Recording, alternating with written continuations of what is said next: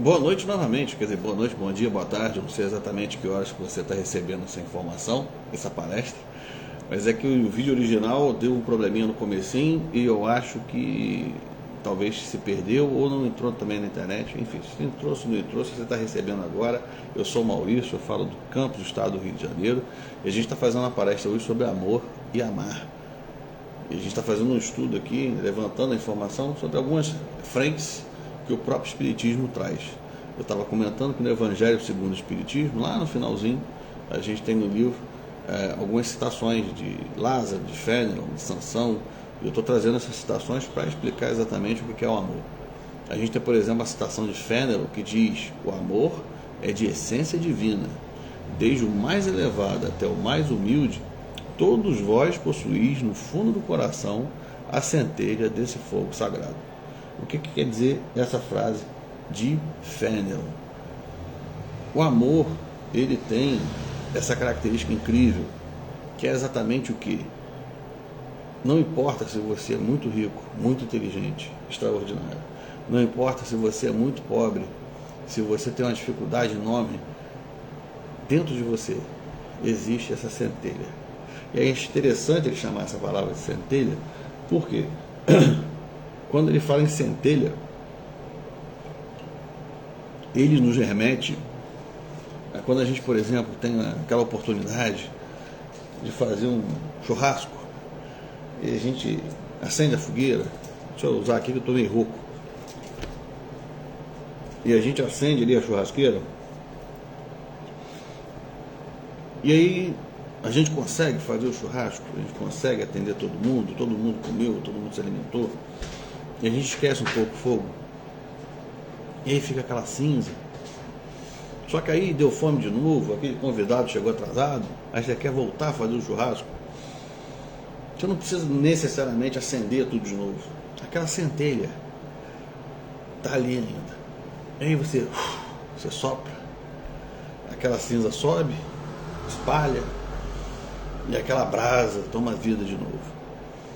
Desde o carvão mais humilde ao carvão mais robusto, em brasa, todo mundo tem essa centelha do amor dentro deles.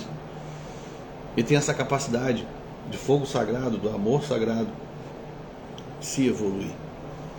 Tem outra citação muito interessante que é dita por Sansão, nesse mesmo Evangelho segundo o Espiritismo, lá nas últimas leituras. Amar, no sentido do termo, é ser leal, consciencioso, é fazer aos outros aquilo que se deseja que faça para si mesmo. É buscar em torno de si a razão íntima de todas as dores que atormentam o próximo para dar-lhes alívio. É encarar a grande família humana como a sua própria, porque essa família irá reencontrar um dia em mundos mais adiantados, pois os espíritos que constituem são, como vós, filhos de Deus, marcados na fronte para se elevarem ao infinito. Boa noite para a Amália, nossa querida fã da paz. Todos vocês estão chegando, mais uma vez, muito boa noite. Eu sou o Maurício, a gente está falando uma palestra sobre amor e sobre amar. Eu estou trazendo uma citação de Sansão que está presente no Evangelho segundo o Espiritismo, lá no finalzinho. Ele disse então que amar é ser leal, consciencioso, fazer para o outro o que deseja para si. Essa frase todo mundo já conhece. É buscar em torno de si a razão íntima de todas as dores que atormentam o próximo para dar-lhes alívio. Isso é muito legal, porque fala de empatia. É exatamente o que? Não é para a gente resolver necessariamente o problema do outro. Se puder resolver, parabéns, ótimo, que legal. Mas não tem que se sentir mal, eu não vou resolver o problema dele, eu não vou falar nada. Não, não é esse. É dar alívio. É aquela pessoa que está carregando um monte de sacola de compra, você perguntar, posso ajudar? Você não vai fazer a janta para essa pessoa com aquelas compras. Você só vai carregar as compras até o carro, até a porta de casa. Não é você resolver o problema que deprime essa pessoa, mas dar ouvido a ela para ela poder desabafar e trazer aquilo que a atormenta. Todos esses detalhes fazem essa parte que o Fênelon citou. É buscar na nossa razão íntima ajudar o outro com empatia. É encarar a grande família humana como a sua própria. O que ele quis dizer com isso? Ele falou justamente para a gente entender que não é para olharmos somente em torno da família que temos em casa, debaixo do mesmo teto, da fome que aqui entre nós sentimos. Não existe fome só na África. Existe fome aqui, na sua cidade, logo ali. E o que você tem feito para resolver isso? Você não tem que resolver o problema, mas o quanto que você se empenhou dentro daquele problema, dentro daquela realidade, em tentar atenuar aquela dor. Um abraço para Alcione, para Serli, para Glória, para todo mundo que está chegando para cá, sejam muito bem-vindos. A gente está falando de amor, está falando de amar. Eu falei aqui as citações que eu encontrei, né, Ana Regina? Boa noite. Eu encontrei no Evangelho segundo o Espiritismo. Eu agora vou partir para outro lado. Vamos ampliar esse raciocínio e vamos para o dicionário. O que o dicionário fala sobre amor e sobre amar? Amar, segundo o dicionário, é fazer o bem ao trem, mesmo que este bem não seja tão bom para quem faz. Tem outro dicionário que diz: amar não é apoderar-se, mas completar-se com alguém. Aliás, boa noite para a Bárbara. É curioso que se a gente mudar, a gente está falando de amar, vamos falar de amor. O que o dicionário diz sobre amor? Amor é forte afeição por outra pessoa, nascida de laços consanguíneos ou de relações sociais. Em resumo, o que isso quer dizer? Amar, podemos amar qualquer um, podemos amar o próximo, podemos amar nós mesmos. É um sentimento plural. Amor é algo que a gente reserva para poucos, consanguineamente ou através de relações que a gente constrói esse sentimento. Então, amar é o verbo, é a ação. O amor é o sentimento. Vamos avançar para mais um ponto de interpretação. Vamos chegar na psicologia. O que a psicologia diz sobre amar e sobre amor? Isso é muito interessante e resolve, e a gente evolui muito nesse ponto. Segundo Freud, ele tem uma visão que lembra um pouquinho que eu falei de Lázaro mais cedo. Acho que foi até na primeira parte do vídeo que deu problema e caiu. Se puder, volta lá. Se não puder, fica por aqui mesmo, que a gente vai se entendendo aqui.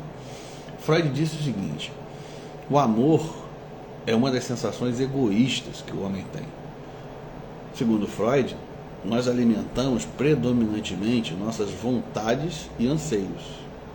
Nós não amamos coisas ou pessoas.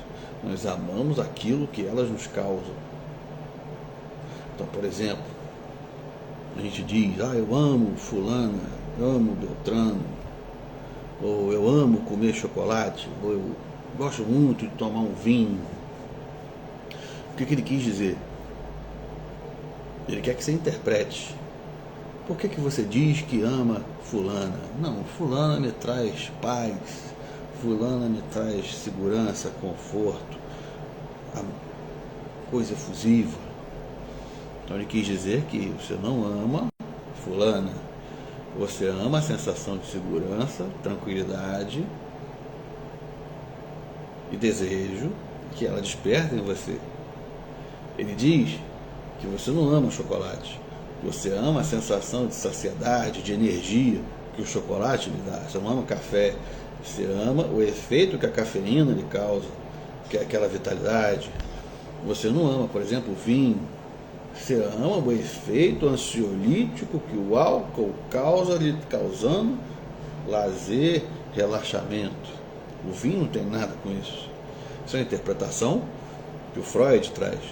O Freud tinha, Mônica, boa noite para você, um pupilo chamado Carl Jung. Eles divergiram em dado momento, se separaram. O Jung tem uma metodologia, uma visão muito próxima da nossa área espiritual.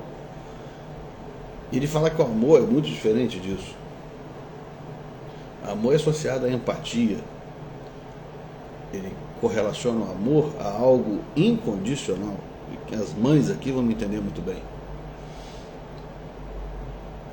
Eu lembro que eu trabalhei no show do padre Fábio de Mello.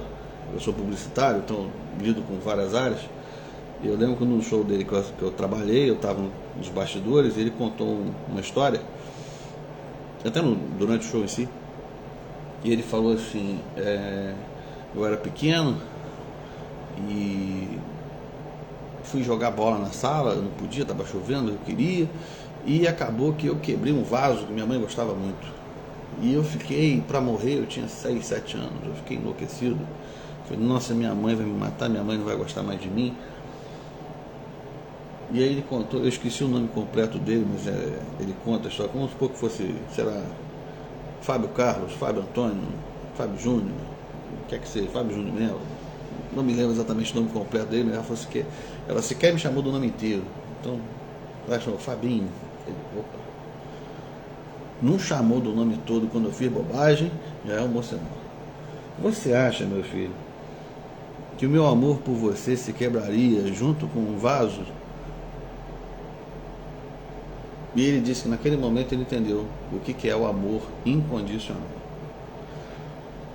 Às vezes a gente não lida bem com alguém.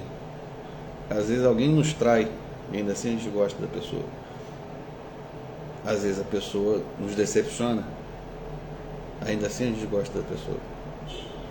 Então, não é porque a pessoa não decepciona a gente, não é porque a pessoa não fez tal coisa pra gente, que a gente gosta dela. O amor verdadeiro, ele é incondicional.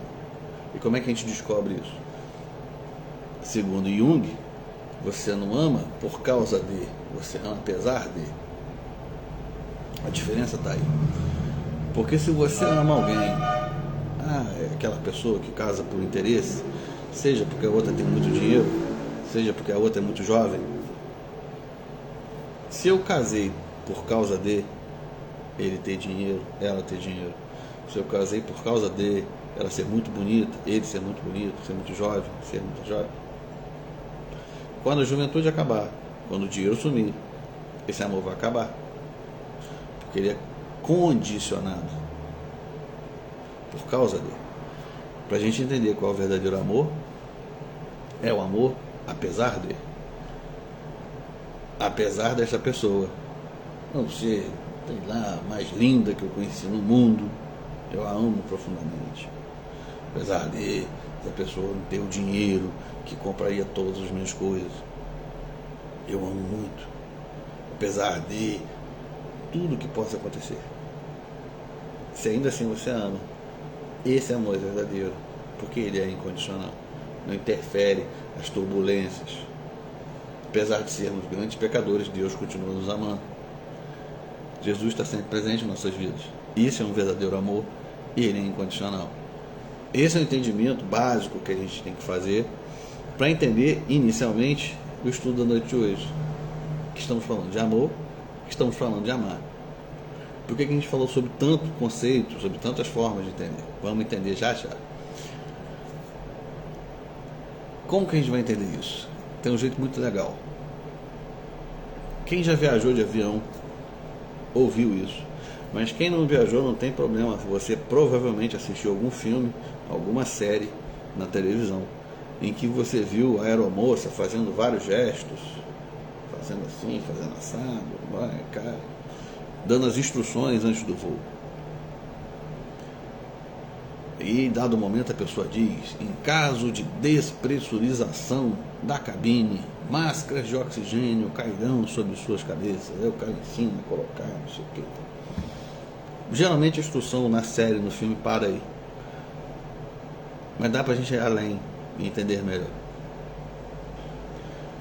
O complemento diz: caso esteja em companhia de pessoas que lhe dependam maior atenção, como crianças e idosos, ponha primeiro a máscara em você e só depois ofereça ajuda aos demais.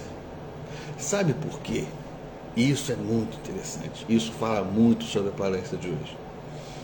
Porque se você ficar tentando colocar a máscara no seu filho, na sua filha, no pai, na mãe, no sogro, na pessoa idosa que está sob seus cuidados, a pessoa deficiente está sob... Não, ele vai, coitado, ele não vai conseguir colocar sozinho, eu vou tentar nele primeiro.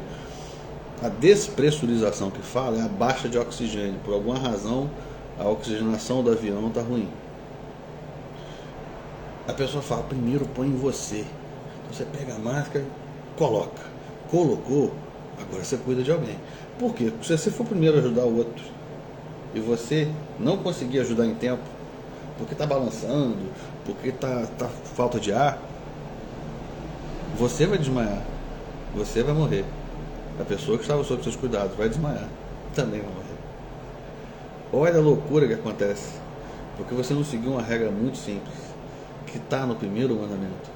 Que o primeiro mandamento diz: amar a Deus sobre todas as coisas, amar o próximo como a ti mesmo. Você ama a Deus acima de tudo, mas ama o próximo tanto quanto a você. Se não houver você, não tem como amar o próximo. Então, primeiro eu tenho que ter amor próprio, para depois eu poder amar o próximo. Olha a profundidade que tem um exemplo que a gente ouve o tempo todo e nem sempre entende o quanto ele pode ajudar a gente. O que isso também está querendo dizer? Eu só posso dar aquilo que eu tenho.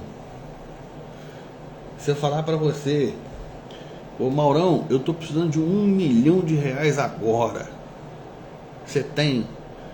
Não tem não, cara, eu tenho R$100. Não, eu preciso de R$1 milhão. Você pode dar R$1 milhão? Não, não posso, não tenho. Se tiver, Maurão, eu aceito. Maurão, eu estou precisando de um carro ultra rápido, de Fórmula 1, para fazer um serviço. Você pode me emprestar? Eu falei: não, porque eu não tenho. Eu tenho um Ford Ka aqui, um Sandero. Não, o que isso está querendo te dizer? Que você, não quer dizer que você é incapaz de amar, você é incapaz de ser amado. Quer dizer que você tem pouco amor para dar em relação ao que está sendo pedido. Eu tenho R$100, não tenho R$1 milhão. Então, quando chegar o limite do 100, aquele fôlego vai acabar. Quando chegar o limite, que o carro vai chegar, o amor vai acabar. Quanto menos amor próprio eu tiver, mais difícil vai ser eu sustentar um amor por alguém. Porque a partir do momento que bater esse limite dos R$100, do limite do carro, desse amor, dessa oxigenação, você vai começar a sufocar, ou você vai começar a se sentir sufocado, porque alguém está tomando seu ar, ou você não está conseguindo respirar o suficiente. Por quê? Porque você não cuida de si mesmo, da sua saúde, dos seus bens, da sua saúde financeira. Então você começa a ter que sufocar alguém financeiramente. Você não começa a cuidar. Não, Mauro. Você começa a depender do outro, ou o outro depender demais de você. Por quê? Porque o primeiro mandamento falou: amar o próximo como é igual.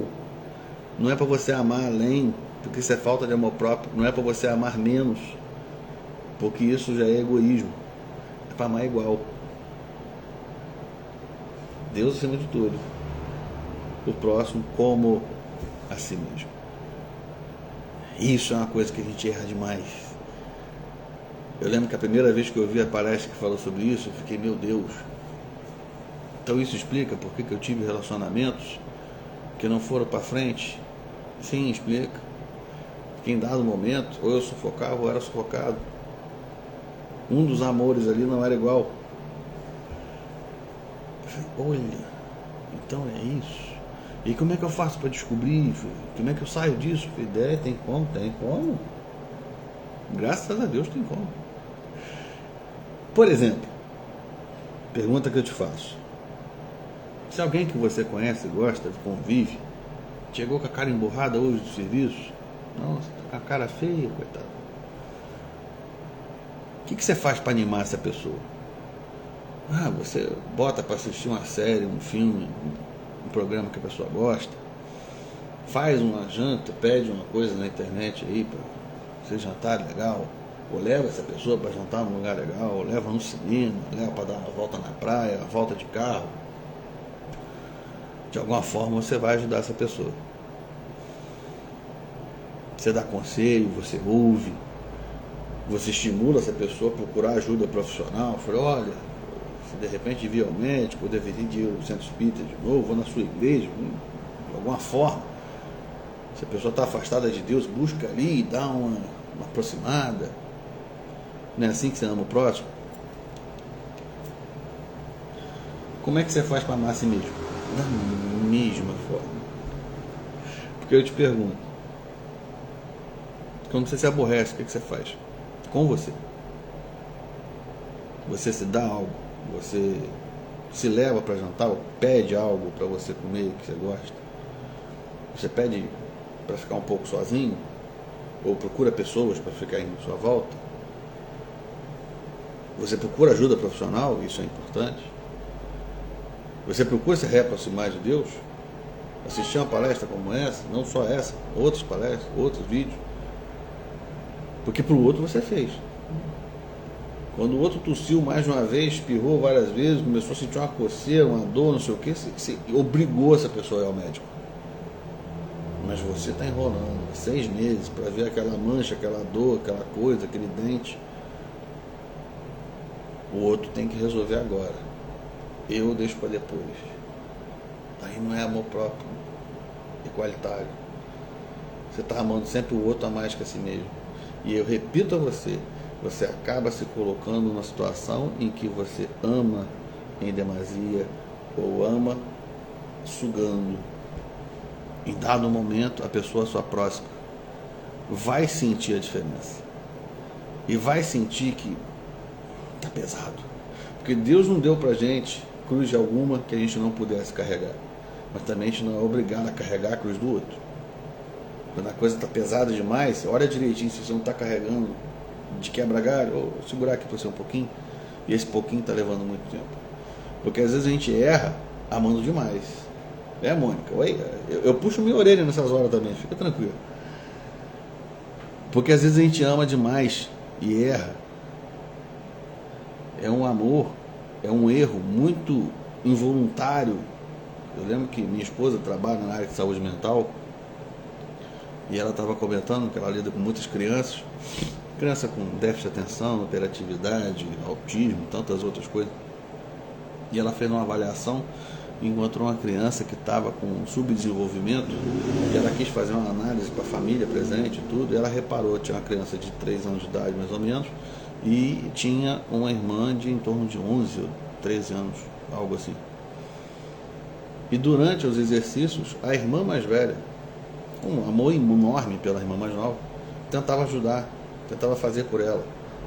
Tentava até, inclusive, interessadíssima, falava assim, vocês podem me arrumar mais atividades como essa para eu fazer com ela em casa, ou seja, extremamente empenhada. Só que era isso que estava atrasando o desenvolvimento da irmã mais nova. Porque ela não deixava o desenvolver, ela sufocava, tirava o oxigênio da menina e botava nela o tempo todo sem perceber. Excesso de amor. Muita água mata a planta. É um pouco disso. Da gente entender também que às vezes a gente ajuda demais. Eu lembro que particularmente eu tomei um puxão de orelha. Eu era vizinho de uma pessoa que tinha uma certa dificuldade de socialização. Ele era muito idoso. Ele só tinha uma sobrinha neta, que era freira, então tinha muita dificuldade de estar em contato com ele. E ele ficava escondido num cômodo do fundo do terreno e botou um monte de arame na frente da casa. Eu tinha que saltar aquilo. Eu ouvia às vezes ela chamando, ele não atendia, já por idade, imaginava que ele nem ouvia, né? Eu comecei, às vezes que eu ouvia, eu saía de onde eu estava, ia lá, não, pode deixar que eu vou lá falar com ele. Eu atravessava o muro farpado, chamava, ô seu fulano, sua sobrinha está querendo falar com o senhor. Com muito custo ele ia. Aí eu contei isso para o meu terapeuta na época, ele falou assim, você sabe que você está fazendo errado, né? Eu falei, pô, eu estou com tanta boa vontade, eu largo o meu serviço, vou lá no outro terreno, atravesso um arame danado, estou crente que eu estou fazendo um monte de pontinho lá com Deus lá. Eu falei, rapaz, estou tirando a nota 10 agora, ele não, está fazendo tudo errado. Eu falei, por quê? Porque se você não estivesse ali, ele e ela teriam que criar uma forma de se comunicar. Você está interrompendo esse processo. Você está atravessando o negócio. Você está tendo a melhor das intenções. Só que você está atrapalhando. E entendi. Aí eu comecei a entender um negócio que o amor também diz não. Vou dar um exemplo para vocês que vão entender bem. A gente às vezes tenta fazer um amor compensatório, que quando a gente não está presente, a gente quer dar presentes. Eu conheci uma pessoa, tinha uma filha, uns 8, 9 anos de idade. Eu lembro que um dia ela chegou para mim, você pode fazer um favor para mim? Eu falei, claro. Toma o meu cartão, vai ali na loja ali e compra o presente, o brinquedo tal. Tá, me permite uma coisa, por quê? Ela, não, porque ela queria. Por quê? Não, como assim por quê? Eu falei, não é aniversário, não é Natal, não é dia das crianças, tá dando presente assim caro do nada. Porque eu quase nunca estou em casa, ela vive pedindo as coisas, eu quase não posso, eu vou negar um negócio desse para ela. Eu falei, então por você não estar presente, você quer dar presente. Eu falei, sinto lhe dizer, mas isso vai virar uma bola de neve que nunca vai parar. Porque se a forma que ela tem de receber amor é pedir, é ganhar, é o amor por causa dele. Então, porque minha mãe me dá presente, porque eu recebo algo de alguém, porque meu namorado, aí eu já vou pro futuro, o namorado, as pessoas da minha volta, fazem aquilo por mim, pra mim, quando eu quero, quando eu peço, porque eles não são presentes. Ela vai começar a rejeitar as pessoas também, porque se eu tenho pessoas na minha vida, eu não ganho nada. Se eu afasto as pessoas da minha vida, elas vão ter que me dar presente para fazer parte dela. Olha que loucura que vira o processo. Aí eu falei, gente, aí é. E ela era muito evangélica. Eu falei assim, vou fazer uma pergunta para você.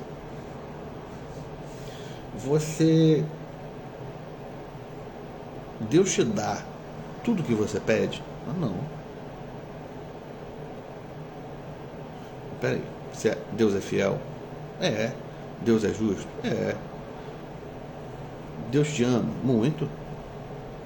Mas você acabou de falar que Deus não te dá tudo que você pede. O que isso quer dizer? Que dizer não, que negar também é amar. E você sabe disso. Só que você não passa isso para você. Porque se você chegar, Senhor, estou precisando muito, e estou mesmo, Senhor. Aí eu estou falando a Vera também. De muito dinheiro, amanhã mesmo. Sei lá, eu vou exagerar agora, uns 20 milhões possível. Ou, se a gente chegar e falar assim, com 14 anos de idade, a gente chegar pro pai, pra mãe e falar assim, pai, mãe, me dá um carro. Seu pai e sua mãe vão te dar um carro? Não, porque você não tem idade, você não tem conhecimento, maturidade, noção de responsabilidade. Não tem sentido eu te dar um carro. Quando eu te nego um carro com 14 anos de idade, eu estou te amando acima de tudo. Porque você seria preso, eu seria preso, pessoas poderiam sofrer consequências, você poderia se traumatizar. Eu amei você te protegendo. Deus faz isso. Porque às vezes eu peço algo que se eu tivesse, eu não teria maturidade para lhe dar. Eu me transformaria numa pessoa que não me faria evoluir com o processo encarnatório que eu estou presente. Tudo isso estaria envolvido no conceder e no negar. Que não só Deus, como todos nós, em todo momento, temos que lidar para aprender a amar de verdade.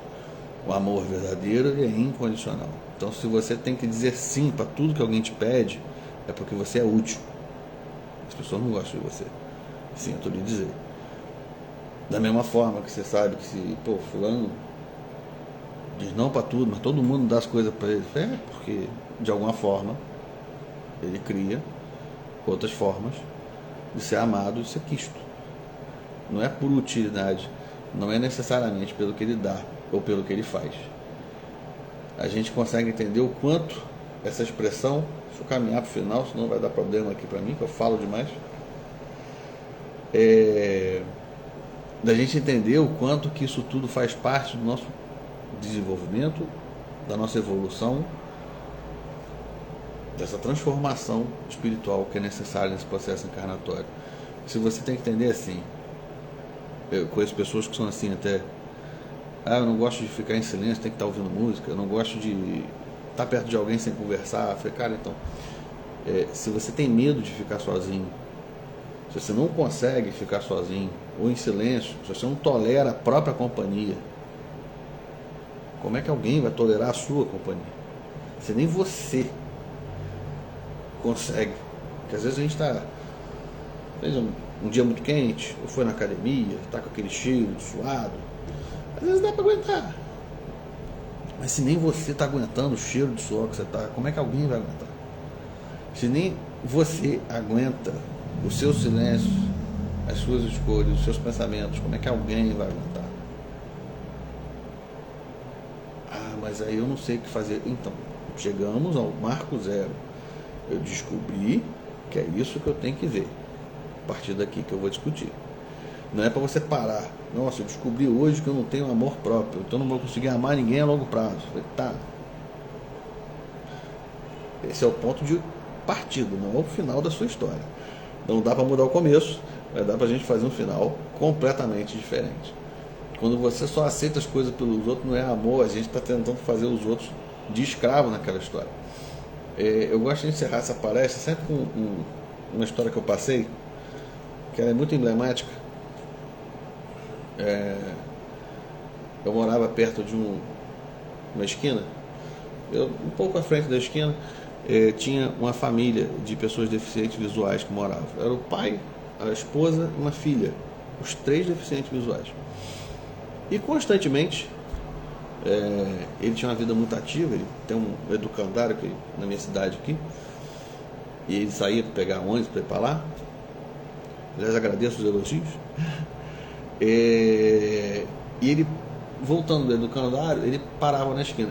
Não era muito comum eu sair de casa, eu trabalhava em casa, né? Mas frequentemente, quando eu chegava no portão, eu via que ele estava na esquina, esperando alguém ajudar ele a atravessar. Aí prontamente eu ia lá, né? E como isso começou a acontecer muito, eu passei a pensar assim, olha, eu acho que de vez em quando eu devo ficar de olho, mas ver se mais alguém também, né? Para não ficar não precisa ajudar não, que o Maurício vai lá ajudar ele. Não, ver se mais gente entra no rodízio. Não porque estava me sobrecarregando, mas é uma forma de também envolver a comunidade, vamos chamar assim. E teve 2 dias que eu fiquei olhando, não aconteceu. Pessoas passavam de bicicleta na frente dele, nem reparavam. Aí eu fui lá ajudar. Aí no que eu fui ajudar, eu voltei para casa e me veio aquela interpretação que eu falei assim, por que eu ajudei ele? Enfim. Aí vem aquela resposta automática. Não, eu ajudei ele, eu ajudei o ceguinho, porque no dia que eu ficar cego eu quero que alguém me ajude também. Eu falei, opa, eu uso óculos, espera aí, eu não quero ficar cego. Ok, se eu ficar, obrigado se alguém puder me ajudar, mas espera aí, não é para isso. Eu falei, então por que eu ajudei? Não é ajudar por causa de, apesar de eu, se Deus quiser, nunca ficar com deficiência visual grave, eu fiz o bem pelo outro. Apesar de eu não precisar ficar juntando pontinho para ganhar moral com Deus, eu fiz o certo, porque é o certo. A resumo era esse. E é assim que a gente tem que trabalhar. Que bom, Ana, que eu ajudei. E eu fiz ali, deixa eu voltar lá em cima para falar exatamente o que eu te fiz hoje. Agora eu vou botar em prática a palestra, Ana. Que a gente falou lá mais cedo, lá no comecinho, falou. É buscar em torno de si a razão íntima de todas as dores que atormentam o próximo, para dar-lhes alívio. Para seguir fazer o que Sansão citou para a gente no Evangelho segundo o Espiritismo. Maravilha! Mas então, voltando à história do deficiente visual lá, que deu esse problema todo lá, que eu fiquei, nossa, eu vou fazer isso para você. Eu falei, não, então. Porque às vezes a gente tem um jeito muito torto de interpretar as coisas, de interpretar inclusive a Deus. Se você pegar a Bíblia original do século II, que é uma cópia que o Vaticano inclusive divulgou, tem mais de 2.000 e tantas alterações em relação à Bíblia que as pessoas comumente têm contato hoje. E se você pegar para ler com calma, não existe sequer a citação do inferno. Lúcifer não é citado da forma como a gente conhece hoje. A forma como todo o Evangelho foi modificado ao ponto interpretativo que temos hoje conhecimento, céu, inferno e tudo aquilo, que você morrer e tal, veio a partir de alterações causadas por volta do século V. Vou traduzir de um jeito mais simples. Shakespeare, Romeu e Julieta. Romeu e Julieta é um caso de amor, que não podendo ficar juntos, se mataram, se suicidaram para passar a eternidade juntos. Isso era muito, morrer de amor era uma expressão levada muito a sério. Então o que foi dito? O que foi feito? Se você pegar o jogo de xadrez, você tem lá a torre, o cavalo, mas ao centro você tem o rei e a rainha, e do lado deles tem o bispo. Porque o rei, ele vinha do poder emanado por Deus.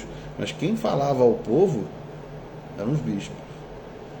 Então eles tinham o poder de causar o medo. Olha, se você não fizer tal coisa, não obedecer o rei, não fizer tal coisa, você vai para o inferno.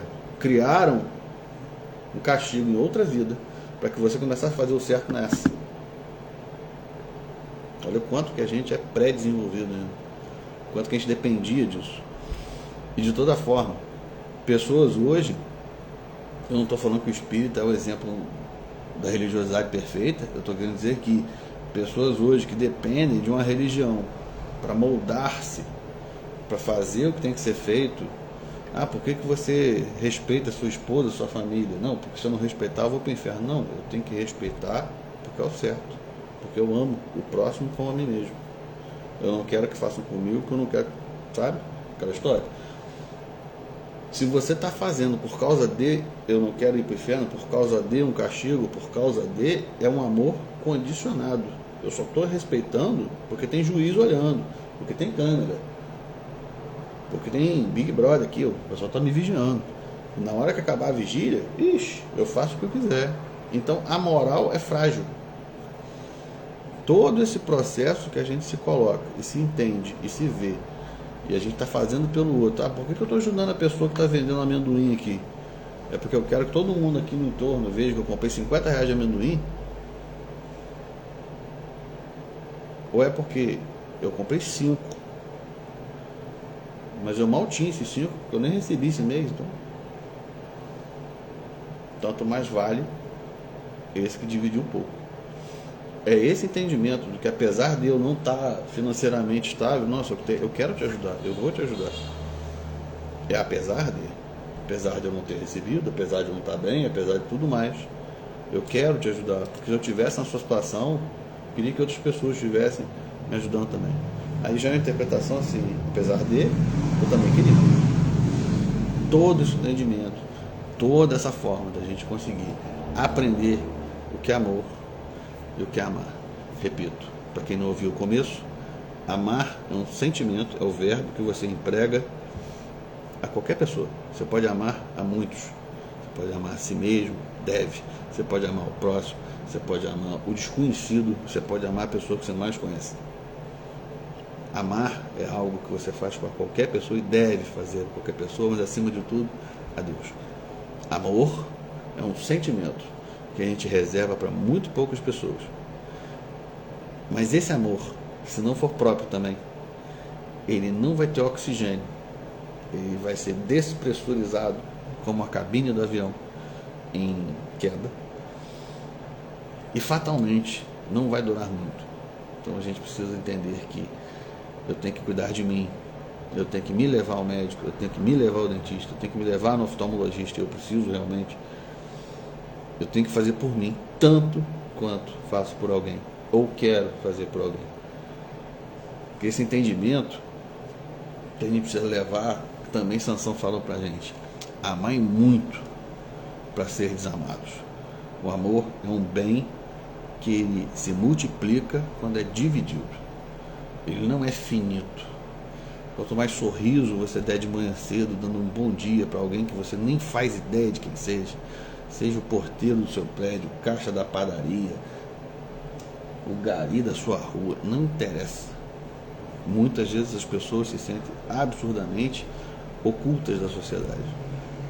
E um simples sorriso, um simples bom dia, uma simples oração faz muita diferença. Pessoas que você ajuda, pessoas que você lida, pessoas que você olha por dentro.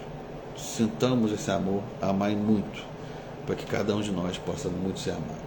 Eu agradeço imensamente o carinho maravilhoso que vocês tiveram comigo, a oportunidade de estarmos aqui. Espero voltar mais vezes, espero estar com você sempre possível. Se você gostou dessa palestra, olha que legal, pega o link, manda para alguém. Só tem 30 dias, gente. Então, se você não mandar esse link hoje ou amanhã, vai ficar difícil. Fala, olha, tem um rapaz que falou umas maluquices lá, contou umas piadas ruins, mas ele falou um negócio que você vai gostar de ouvir. Que legal. Tem outras palestras aqui nessa mesma página, nesse mesmo grupo, nesse mesmo canal, que vai ajudar muito a você também. Se você abriu mão de estar na internet aí assistindo mais um meme, mais um vídeo de gatinho, mais um morango do amor, que legal, muito bacana. O seu desenvolvimento espiritual está fazendo parte do nosso desenvolvimento espiritual. Que legal, Mônica, fico feliz da sua colaboração. Eu vou fazer a nossa oração de encerramento e desejo de coração que todos vocês tenham um resto de semana incrível e o mês de agosto abrindo aí já a segunda parte do ano, abrindo não, né? Completando aí já a segunda parte do ano, a gente fechar 2025 de um jeito incrível e cheio de amor. Tá bom, gente? Grande abraço, fiquem com Deus, vamos à oração. Senhor, agradecemos imensamente pelo encerramento dos trabalhos da noite de hoje.